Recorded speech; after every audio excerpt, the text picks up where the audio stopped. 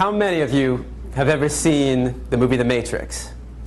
Yeah. All right, so maybe more than half of us. All right, for those who haven't seen the movie The Matrix, there's a scene in the very beginning of the film where the main character is presented with two pills, one blue and one red, and he has to make a choice. If he chooses the blue pill, he'll fall asleep, and when he wakes up, everything will be exactly the way it's always been. If he chooses the red pill, he'll finally learn the truth. And I'm here today to give you that red pill. Are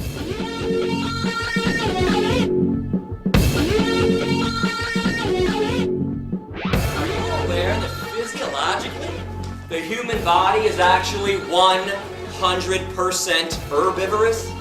Plant eaters. The length of our intestines are somewhere between 7 to 13 times the length of our torso, our trunk. That's the same length of all herbivore animal intestines on this planet. They're very long.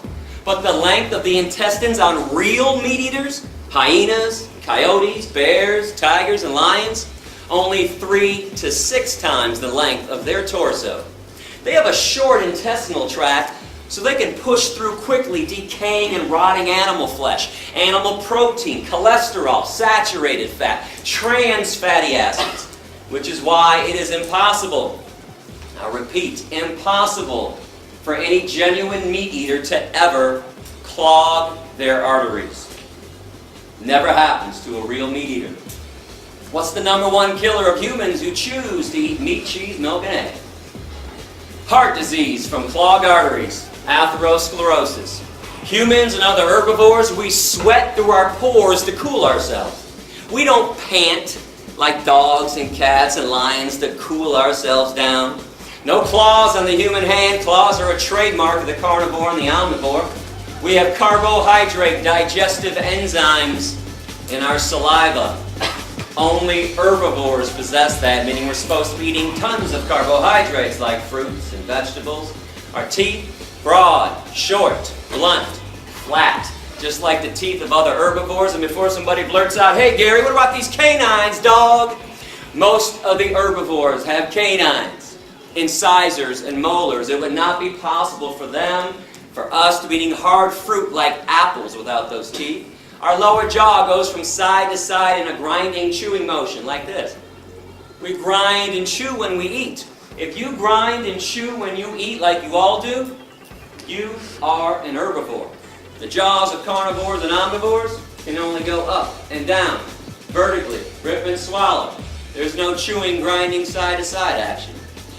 Every year in America, without mercy, we murder 10 billion land animals and 18 billion marine animals.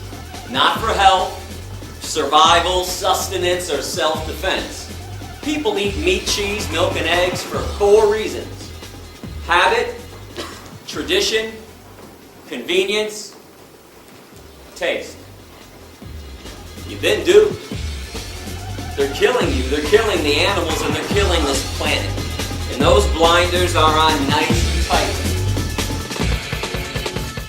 The same scientists for hire paid to downplay the risks of secondhand smoke and chemicals are the same hired by the National Confectioners Association to downplay the risks of candy, and the same hired by the meat industry to downplay the risks of meat.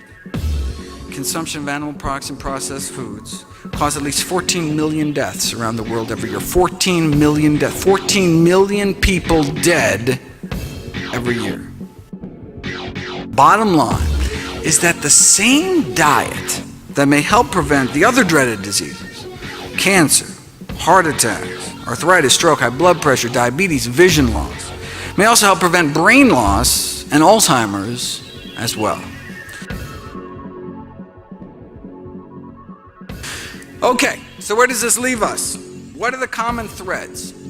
If you look at 4 of the major dietary quality scoring systems, which have all been associated with extending lifespan, less heart disease, less cancer, they all share only 4 things in common. What are those 4 things? More fruit, more vegetables, more whole grains, more nuts and beans. They're all built around a common core of diets rich in plant foods. We're of the opposite food patterns, Western diet, higher risk. So we need to optimize the food environment to support whole grains, vegetables, fruit, and plant-based sources of protein.